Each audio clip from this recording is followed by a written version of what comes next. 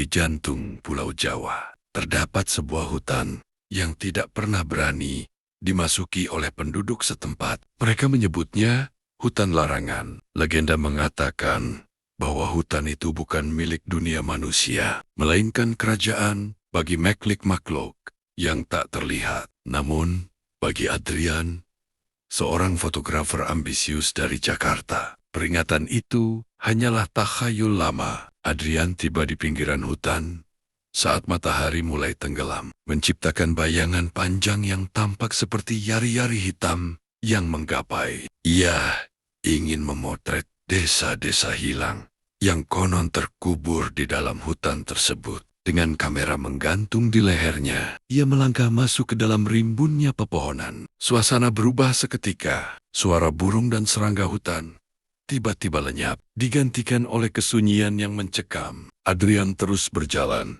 hingga ia merasa udara di sekitarnya menjadi sangat dingin. Di balik pohon beringin besar, ia melihat sesosok wanita berdiri membelakanginya. Wanita itu berbaju putih panjang, rambutnya yang hitam pekat menjuntai hingga ke tanah. "Permisi, Bu, apakah Anda tahu jalan menuju desa?" tanya Adrian. Wanita itu tidak menjawab, melainkan mulai tertawa kecil. Suara tawanya melengking tinggi, memecah kesunyian hutan. Saat wanita itu perlahan memutar tubuhnya, Adrian terpaku karena ngeri. Wanita itu tidak memiliki wajah, hanya kulit rata yang pucat, dan di punggungnya terdapat lubang besar yang membusuk. Itu adalah kuntilanak. Adrian berlari sekuat tenaga, mengabaikan rasa sakit saat ranting-ranting pohon menggores wajahnya. Namun, kemanapun ia berlari, ia selalu kembali ke pohon beringin yang sama. Hutan itu seperti labirin yang hidup. Tiba, langkahnya terhenti di sebuah tanah lapang yang penuh dengan gundukan tanah. Dari balik kegelapan, muncul sosok-sosok putih yang terbungkus kain kafan. Mereka bergerak dengan cara melampat-lampat kecil, namun sangat cepat. Itulah Pokong.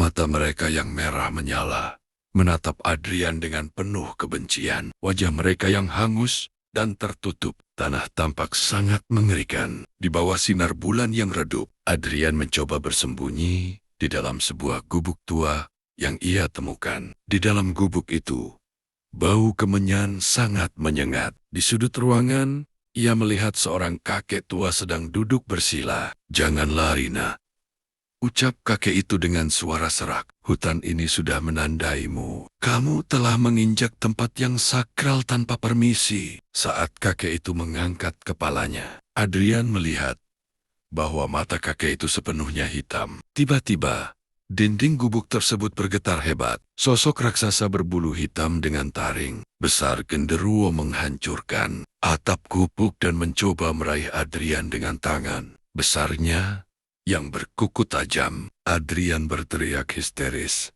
hingga suaranya habis. Ia terus berlari dalam kegelapan sampai akhirnya ia jatuh pingsan karena kelelahan yang luar biasa. Keesokan harinya, penduduk desa menemukan Adrian tergeletak di pinggir jalan raya, jauh dari hutan. Ia selamat, tetapi ia tidak pernah sama lagi. Adrian tidak bisa berbicara.